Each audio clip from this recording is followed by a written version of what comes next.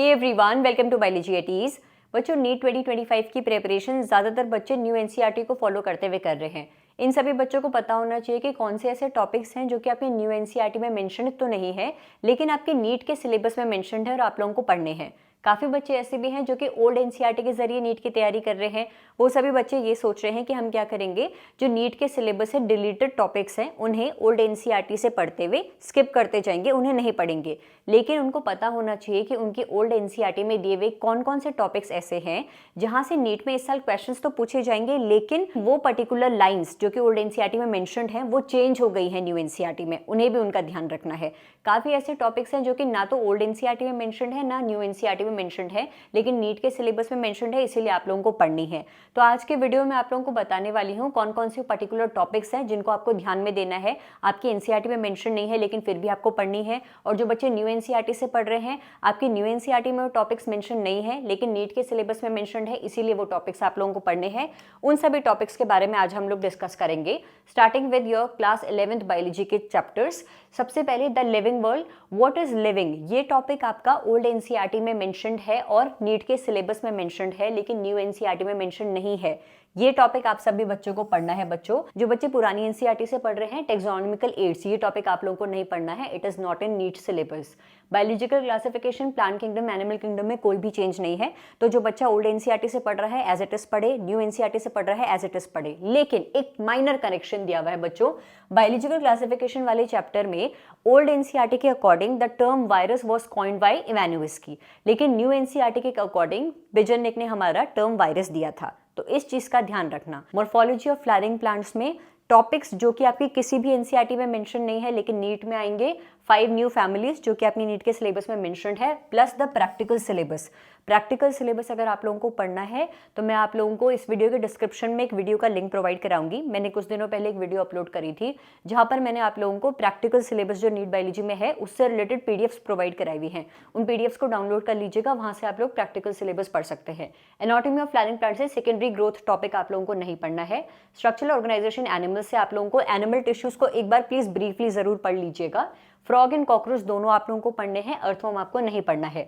Cell the unit of life, biomolecules, cell cycle, cell division, इसमें कोई भी changes नहीं है। फोटोसिंथेसिस, रेस्पिरेशन, प्लांट्स, इसमें भी कोई भी चेंजेस नहीं है, सब कुछ आपको पढ़ना है। प्लांट ग्रोथ एंड डेवलपमेंट में photo periodism and vernalization old NCERT से हट चुका है, तो इन टॉपिक्स को मत पढ़िएगा। Breathing, exchange of gases, body fluids and circulation, excreted product, इसमें भी कोई चीज नहीं है, एज इट इज पढ़ेंगे।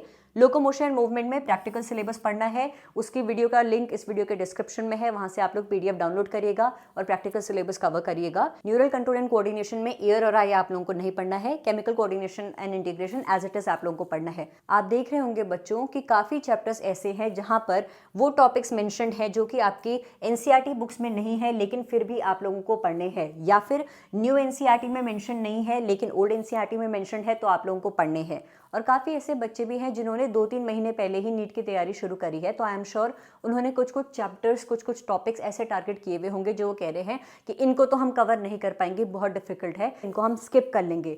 मैं सजेस्ट करूंगी कोई भी बच्चा किसी भी चैप्टर को पूरा पूरा स्किप नहीं करेगा। एटलीस्ट उन पर्टिकुलर चैप्टर से वो सभी टॉपिक ज़रूर पढ़ लो जहाँ से नीट में प्रीवियस ईयर क्वेश्चंस पूछे गए हैं, और उसको जानने के लिए आप लोगों को हर एक चैप्टर से टॉपिक वाइज पीवाईक्यूज लगाने पड़ेंगे, तभी जाकर तुम्हें मालूम होगा कि ये चैप्टर से कौन कौन से टॉपिक्स है जो कि मैं बिल्कुल न चाहते हुए भी छोड़ नहीं सकता, यहाँ से तो क्वेश्चन बन के आता ही आता है, मुझे कवर करने ही होंगे।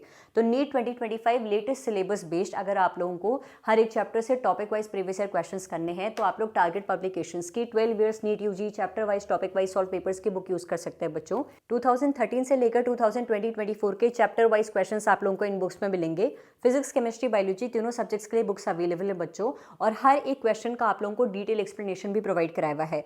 साथ ही आप लोगों को चैप्टर वाइज वेटेज एनालिसिस भी मिलेगा और हर चैप्टर की शुरुआत में टॉपिक वाइज वेटेज एनालिसिस भी दिया हुआ है। चैप्टर वाइज पीवाईक्यूज करने के अलावा आपको नीट के प्रीवियस ईयर क्वेश्चन पेपर्स भी लगाने हैं बच्चों। तो नीट के प्रीवियस ईयर क्वेश्चंस करने के लिए आप लोग टारगेट पब्लिकेशंस की ही 12 years NEET question papers with solutions की बुक यूज कर सकते हैं बच्चों। 2013 से लेकर 2020-24 के नीट के क्वेश्चन पेपर्स आप लोगों को दिए हुए हैं। हर एक पेपर के साथ आप लोगों को OMR शीट भी प्रोवाइड कराई हुई है और साथ ही हर एक क्वेश्चन का डिटेल एक्सप्लेनेशन भी आप लोगों को मिलेगा। सबसे अच्छी बात, पिछले सालों में जैसे 2015, 16, 17 की बात करूं, इन सालों में नीट के सिलेबस ओल्ड एनसीईआरटी बेस्ड था। तो वो सभी क्वेश्चंस जो कि ओल्ड एनसीईआरटी सिलेबस बेस्ड हैं, उन सभी क्वेश्चंस को अलग से हाईलाइट भी किया हुआ है कि पेपर करते हुए आप इन पर्टिकुलर क्वेश्चंस को स्किप कर दीजिए, क्योंकि आपके एट प्रेजेंट वाले नीट के सिलेबस में ये पर्टिकुलर क्वेश्चंस इन्वॉल्व नहीं है। साथ ही जितने भी सालों में नीट का पेपर दोबारा हुआ था, जैसे कि रीनीट 2015 का पेपर, 2023 मणिपुर नीट वाला पेपर, वो सभी पेपर्स भी इन बुक्स में मेंशन करे हुए हैं।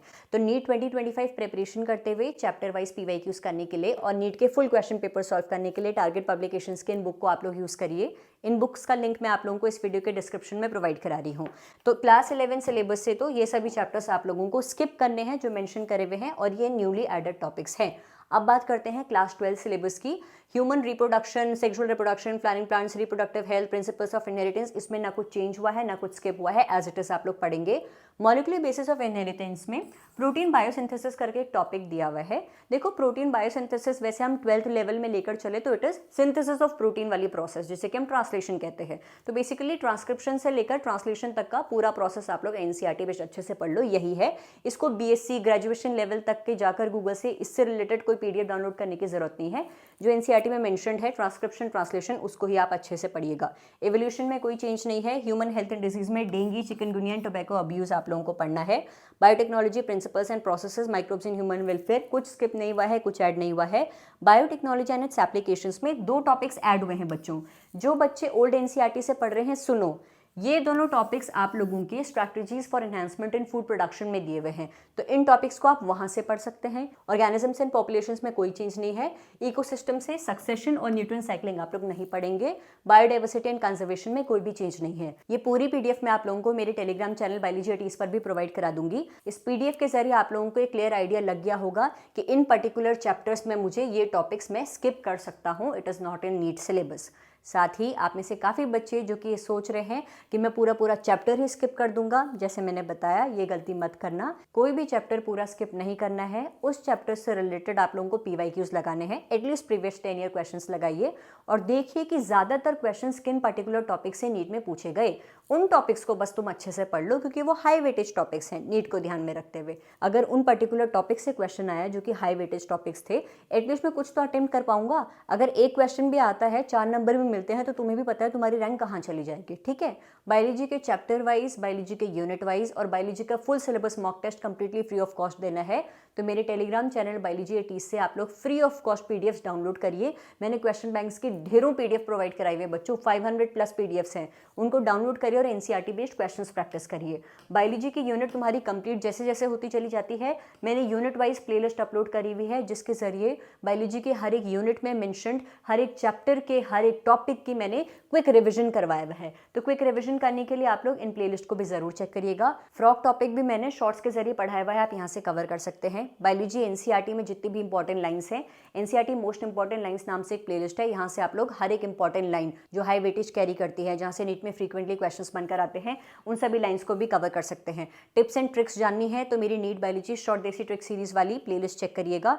डिफिकल्ट टॉपिक्स को याद करने की ट्रिक वीडियोस बताई हुई हैं। Genetics and evolution, the most important unit of biology, इस यूनिट को भी अगर तुम्हें डिटेल में पढ़ना है तो मेरी जेनेटिक्स एंड एवोल्यूशन वाली प्लेलिस्ट के जरिए आप लोग हर एक topic, DNA replication, transcription, translation, DNA fingerprinting, ग्लाइकोपेरॉन, हर एक टॉपिक को डिटेल में पढ़ सकते हैं।